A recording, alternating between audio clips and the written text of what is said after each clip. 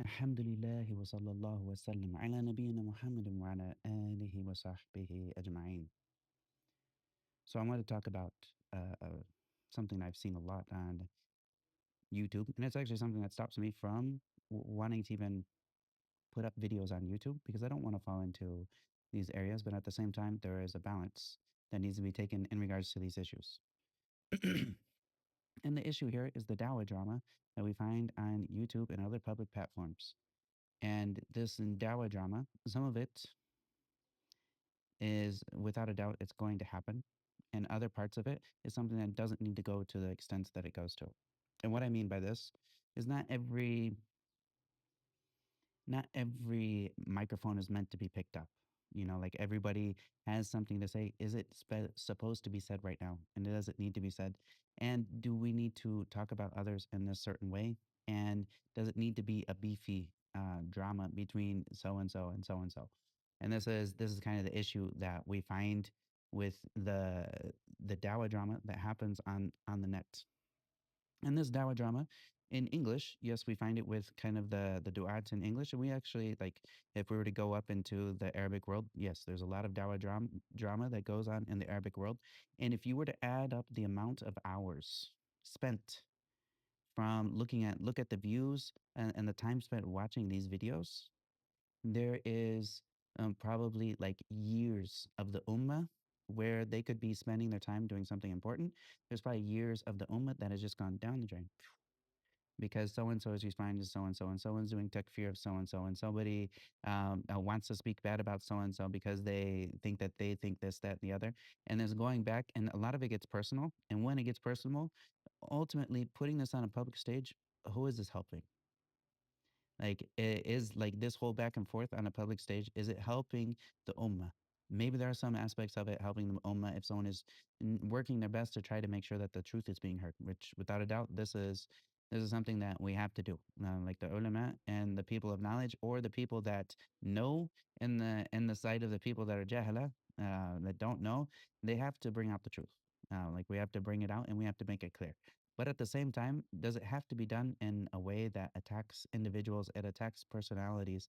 It's attacking a person as opposed to attacking an idea that is not good. Of course, sometimes when so many bad ideas go onto an individual, it makes sense to warn about the individual. And this is something that's talked about in books of fiqh and whatnot. They'll talk about the amr bil ma'ruf wa nahy anil munkar. We'll talk about of this is for if there's someone who is unbefitting to give fatwa, or for him to give like to teach, then this is something that the person should be warned that this person is not suitable for this job. And of course, when we talk about anybody, we're not allowed to talk. We're not allowed to do ghiba, which what is ghiba? It's to say something that your brother would not want you to say about them. Like this is the basic premises is that this is haram. And also what Allah mentions in the Quran is that would one of you want to eat the flesh of his brother, like the dead flesh of his brother? And of course you would hate that. And so this is the idea that, as some of the scholars have mentioned, that ghiba is eating meta. It's like eating meta. No one wants to do this, and even worse than eating meta, you're eating the flesh of your brother. Like, so nobody wants to get involved in this disgusting activity. And then when we have meta, the only permissibility for you to eat is only if you are in a dire state where there's no other way for you to live without it. And then, and even then, you only do it to the extent necessary for you to live. You don't go pig out on meta because you're like, oh, this is my opportunity to get some pig, so I'm going to eat a ton of pig, because I have my excuse that I don't have any other food, and so he just eats much more than he needs. No, it's only to the extent that you need to eat. And so when we come back to talking about our brothers and sisters, we got to do this with an understanding that this is like eating meta. You don't want to do this. And if you have to warn against a certain person who has gone astray, or that is leading other people astray, you only do this to the extent that's necessary. We don't do personal attacks. We don't do personal blows to go further than this. And if somebody else has already warned about them, and you don't have a need for you to warn publicly against this person, and it's known, then leave it with what is known and keep it to personal circles. If somebody asks you personally about so and so, okay, is this someone who is trustworthy? And say, no, this person's not trustworthy. He's not known as a person of the people of knowledge.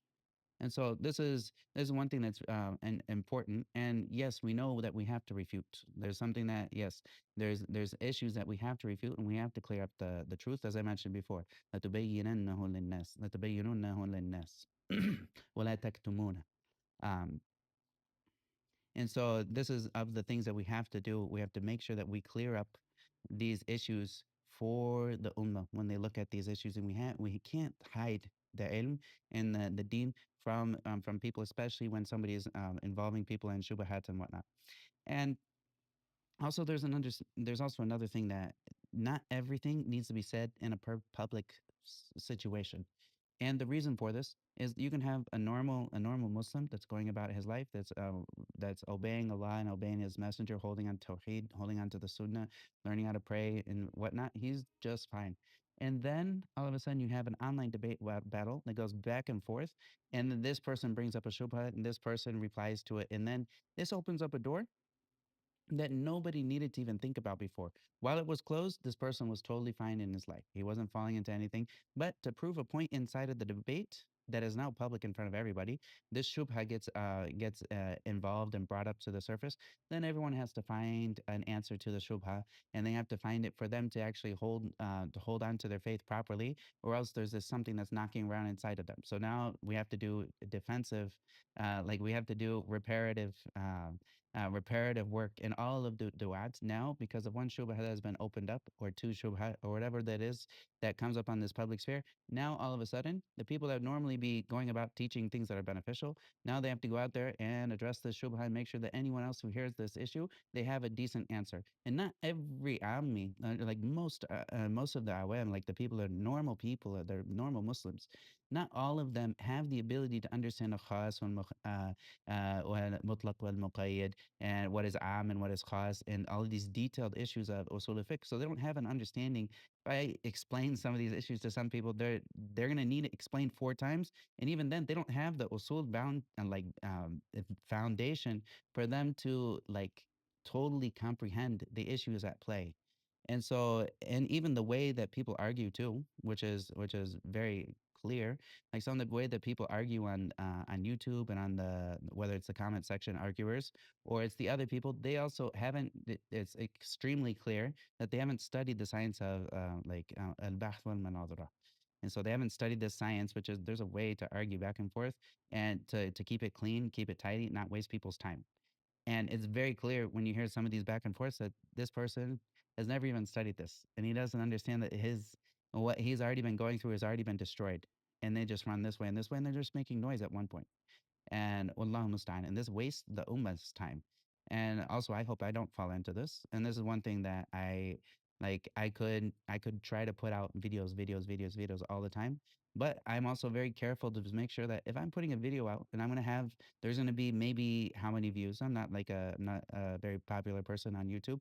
Maybe like if I get a couple thousand views on a video, okay, that's a lot. But if I look at a couple thousand views times how much time is going to be watched here, it's like I just wasted 1,000 hours. Let's say I wasted 1,000 hours of the ummah. Did I waste their time or did I give them time back? And so you also have to think about this as a viewer when you're going to go and you're going to click on different things. YouTube, they have one goal in mind. Their goal in mind is keep the viewer watching YouTube as much as he can. This is the goal. Like if you look up like how to the YouTube algorithm, how does it work? What it wants is it wants the ultimate watch session for the viewer. They don't care what you're watching. They don't care what's being said. All they care is that you are watching for the longest period of time.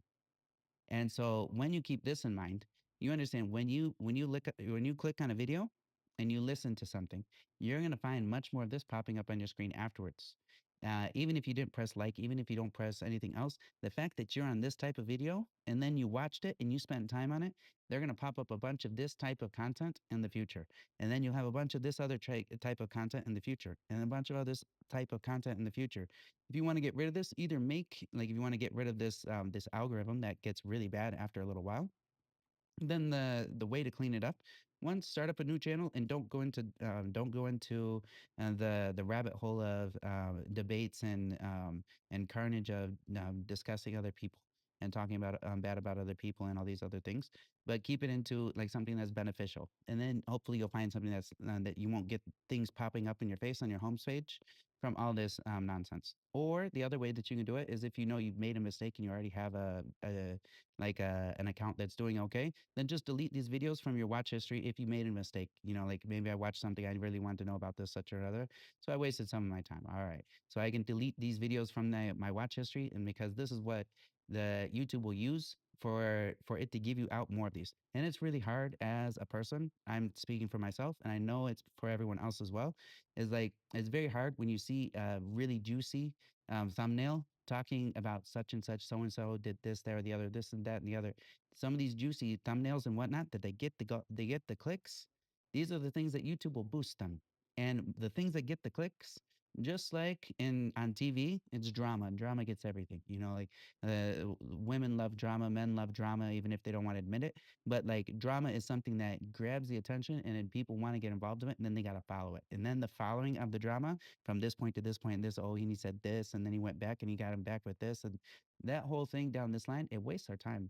At the end of the day, you would have been better off just studying a book of Sirah, like taking a class on Sirah, learning about the Prophet, sallallahu alaihi wasallam, learning about tafsir, learning some of the hadith, arba'in and nawawi. These things would give you much benefit. But who are the people that want to actually take these YouTube playlists and stay away from the home screen and stay away from the drama that goes back and forth between people that is just basically going to waste your time? So this is important. And lastly, I want to talk about just like some people, they're very good at what they're doing, and I appreciate the work that they're doing. Such as like some people, they will address some of the major issues that the Ummah is facing, such as the secularization of a lot of the people, the Ummah, and the people, they think secularly and they think liberalist, and they have all these issues with the women's rights that are not based in the Quran and Sunnah. And Quran and Sunnah has much more women's rights than the women's rights activists think that they want to have, because ultimately it's women's fights, not women's rights. And so when somebody goes and they start debating these things, these are things that most people can debate. What I mean by most people in debate, anyone who has a good skill of debating and someone who can prove these things, because these things also, I mean by most people can debate these, is these things are well known within the religion. It's not something that is like most of the matters that some people would debate in this issue. These are areas of ijma. Like a lot of them are areas of ijma. There's no difference of opinion in it, and this is the area that only like almost anybody in the ummah that has a little bit of knowledge, they are allowed to talk about these issues, and they should talk about, not just are they allowed to, they should talk about the issues if they can. And this is a great thing. But for someone who is a normal person that doesn't have that high level of knowledge, they haven't gone through a rigorous study of usul fiqh, and also of like studying fiqh all the way through with the madhab and studying all these different sciences of Arabic and also tafsir and hadith, and have a lot of exposure to these things, for them to just pick up a bunch of pieces and then put them out in front of the ummah and the masses, and then just start talking. Someone of knowledge looks at this person, they know this person's not one of us. And then for someone to follow up with all of these things, and then for them to bring up shubahat, they stepped outside of the lane. They were doing something great, and I was with them. But when they start picking up these other things, this is not something that like stay with inside your lane. If you have a lane that you're doing good, I'm totally with you. You're talking about things that are known from the deen bid-darura, and as a da'i and as someone that has a large following on YouTube or social media and whatnot, this is a great opportunity for you. But there's certain areas where like like there's certain areas in Aqidah that are extremely complex, and they're interconnected with 14 other areas. And these areas are extremely complex. So for you to talk about one area, even if you think you got it right, this connection that you're going to talk about, you're going to talk about things connected with it that are connected with a ton of other areas that you don't have an idea about. And it's clear from like the way that some of the people that are talking about these issues, it's clear that they don't have the surrounding, like, so you can study a singular issue. Yes, you can study a singular issue in the deen, but this singular issue in the deen that you study, it's connected to ulum around it. And so like for you to talk about this area, you also have to have the backing up understanding around it, especially if it's a tricky issue. And so some people that stepped outside of the lane, then the the power that they've been given and the opportunity and the great opportunity that they've been given has been turned into a great power against them. And this ultimately is something I hope I never fall into, and I hope that Allah will guide the ones who fell into this of this, and also that the people, when they see that someone has gone down this road, don't give them traction, don't give them a lot of your attention, and know if this is something that they're going in some ways that they're talking about something that is beneficial, okay, great. But when they start turning the ummah onto itself and the whole ummah starts to hate each other because of the conversations that come up here, this is something that you know that there's another person out there that's very happy about this. And what is this? Like ultimately, when we see the ummah fighting about these issues and they go into it, yes, do the issues need to be talked about? Yes, they need to be talked about. Yes, do people have questions that they need to be answered? Yes, they have questions. But when we get it personal infighting between each other without adab, without respect in this area, then at the end of the game, we have the enemies of Islam loving it. They love seeing us fight with each other. This is the best thing that they can do. Because if they can get all the Sunnis fighting with each other and then get the Rawafida and the Sunnis all fighting with each other, then we're all fighting together. We're not focusing on the enemy at hand. And so this is the best thing for them to do is get us to infight about these areas. Yes, some of these areas are major issues. Yes, we need to talk about them. But of course, we should talk about them with adab and respect and understand the differences that come up. They stem from real issues that are out there. And we can bring these back to the Quran and the Sunnah and the understanding of the righteous predecessors and of the A'immah that followed in their way after them. And we can understand these areas and we can go through them, understanding that this is my brother. I love him more than any one of the kafir, any one of the kuffar out there, even if I believe he's misguided. I love this person because he's a Muslim. Because of his Muslim itself, I love this person more than any other kafir out there. And so when we have this understanding, even Sheikh Rabi' al-Madkhali, hadahullah, like he even talks about this. He's like, the love that someone should have for a misguided Muslim should be more than he has for the kuffar at all times. Like the kuffar should always be, they should always and take a second rank under someone who's a misguided Muslim. And the sad thing is, we find it's the opposite. We find that someone who is Ash'ari or Sufi or this guy is this or this or this, we have more hate for him than we have for the kafir that is running his mouth like as a Zionist or with all these other nonsensical things. And so this exactly plays into their hand and what they need. And so not every single thing that should be talked about needs to be talked about right now. And if it is to be talked about now, because someone has a burning need for it to be talked about, it needs to be talked about with adab and respect for the people. And of the best people that can show you an example of this is Shaykh al-Islam ibn Taymiyyah. He talks and he refutes many different people, but the way that he talks about them, does he do takfir on them? No, he doesn't do takfir on them. Does he like does he go out of his way and saying that this person is ignoramus and blah blah blah blah blah? No, he does it with respect and he understands the contributions that they've made to Islam. At the same time, explaining the mistakes that are there and not backing away from explaining the truth.